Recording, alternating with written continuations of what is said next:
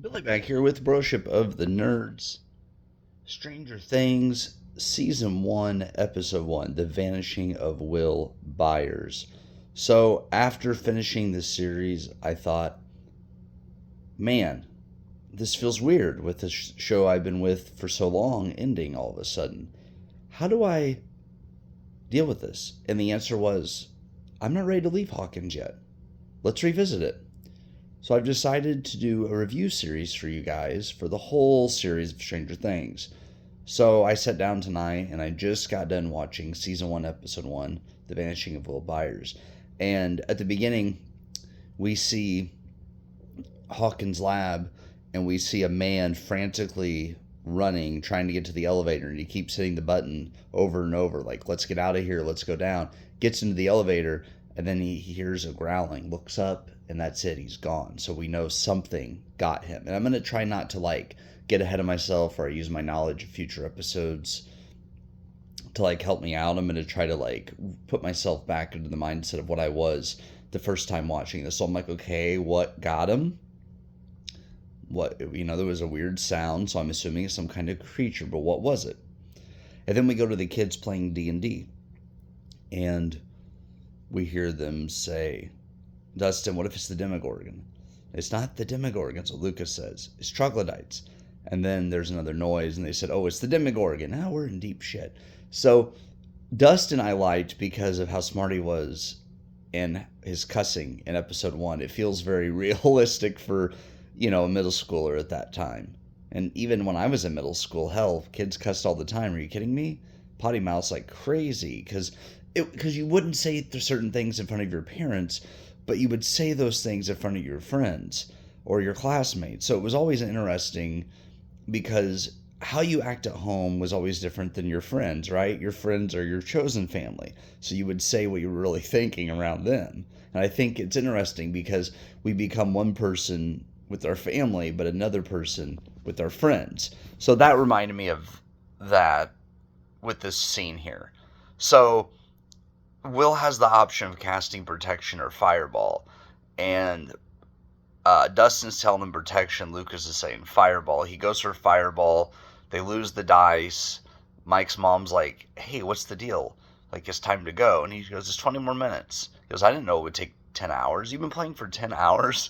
And then they end the night, but then Will admits that the Demogorgon got him because he rolled a 7, not at least a 13.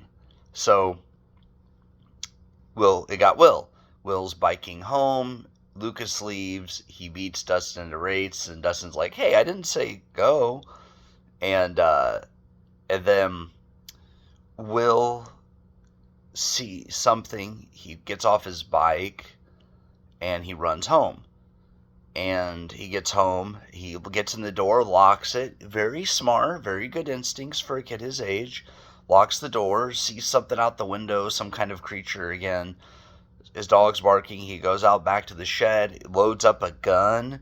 Like I said, for a kid his age, pretty good ideas, pretty smart. And then he points the gun, and then boom, whatever it was, got him. So he's gone. At this point, we don't know what's going on. And then at some point in the episode, we see a kid go into a diner and ends up being Benny's.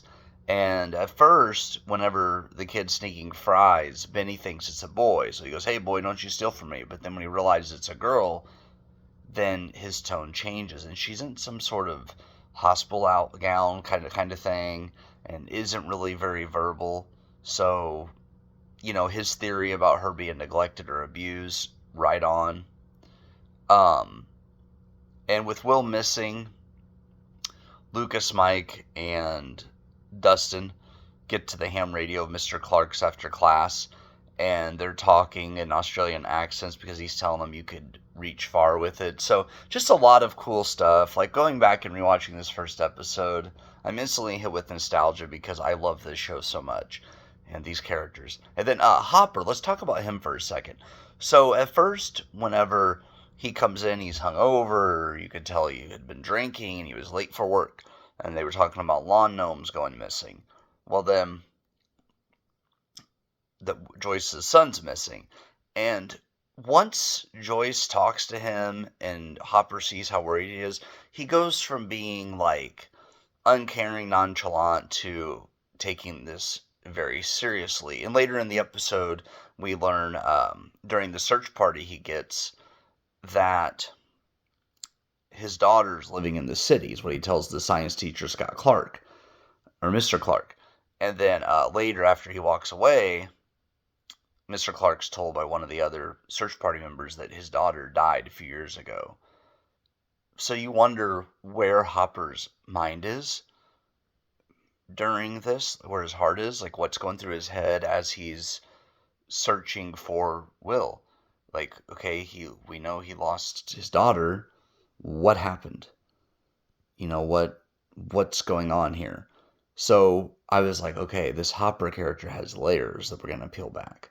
Because at first I was like, man, he just doesn't seem to care that much about his job. But then now we're starting to see serious Hopper come on. And there's a lot that goes on here. Nancy and Barb are talking. And she's like, do you like him? And he's like, oh, it's not like that. We just made out a couple of times. And then Steve says, meet me in the bathroom. And then, Nancy reassures Barb that she will still be her friend and everything. She goes and meets Steve, and they kiss and stuff. And Steve's trying to get her to meet up with him. And a lot going on. Probably with the funniest scene in the first episode here. They're sitting at the table eating, and Mike's like, I'm the only one that cares. And Ted's like, language. And then Nancy leaves. Mike leaves, and he goes, oh, just let him go. And he goes, I hope you're enjoying your chicken, Ted. What'd I do? Like, it's just so funny. And he is like the dad that's just kind of there. You know what I mean? Like, he is very easygoing and just very relaxed. Early episode thoughts. At this point, Mike is my favorite, with Dustin being a close second. Dustin's very smart, very funny, very observant. Lucas causing arguments a lot, and you have to have that to create tension. So it's not that he's a bad character. It's just I don't care for him as much this first episode because he's just sort of like very argumentative, it seems. And then Mike is, you can tell, the leader, right? He's the DM, so he's naturally the leader of this group. And I really like that about him. Mike seems to be fun. Like, with his planning, he's very thoughtful. He plans things out. And you get what you see with Mike. He's a good kid. Will's kind of quieter. But he's like undecided on what to do. Like, should he cast Fireball Protection? And they're each pushing him one way and he doesn't know what to do. But very good instincts for a kid. And then of course, Benny calls a number and says, hey, I think she's been abused or something. Lady shows up. She ends up killing Benny. And then we see this girl has powers because earlier in the diner, the fan is blowing away and she moves it towards her. So that was really cool. Okay, kid with powers, what's going on here? And then when Benny's shot, this girl takes out these two guys, we assume, and then takes off running. So she knows something's off. She's very on edge for a reason. What is it? What did they do to her before she got to this restaurant? That's what I want to know. So those were my thoughts, kind of the first episode. And like I said, I've already seen the whole series, but I'm trying to go back and watch it from the perspective of what's going to happen. What happened with Will? What got him? Where is he? This Lonnie guy, does he have him? Does the dad have him?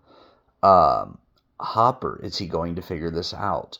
Joyce is the very protective, caring mom, and Jonathan was trying to get some extra hours to get extra money for the family. So, they're just doing what they need to do to survive, right? They're a typical Midwest family. They're trying to figure this out. This is Hawkins, Indiana. I'm from Illinois.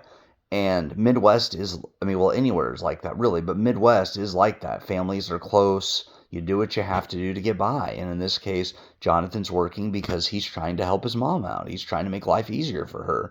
So he's being a good older brother, a good older son. And he feels like he's let Will down, and Joyce feels like she's let Jonathan down.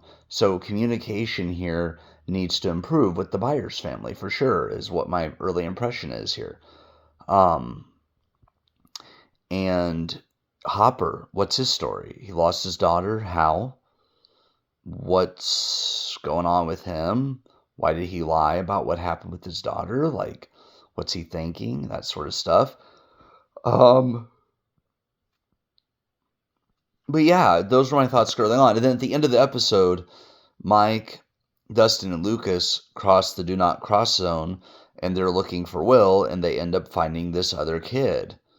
So what's going to happen? Are they going to help her? Are they going to turn her in? Are they going to talk to their parents and try to solve this? Like, what's going on here? So these are my first thoughts. My favorite character, like I said, Mike, Dustin being second within this episode. Ted Wheeler with funniest scene so far.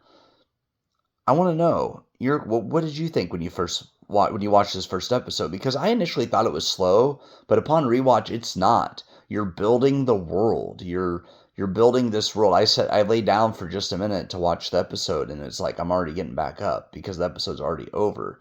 So I feel like episode one went really fast. And maybe it's because I've seen it before, but it actually feels fast now that I've watched this before. And like I said, I'm going to try to go into each episode with only the knowledge from the prior episode. So without having the knowledge of what's going on. But yeah, my plan is to watch this whole series with you guys and react to it, review it after each episode.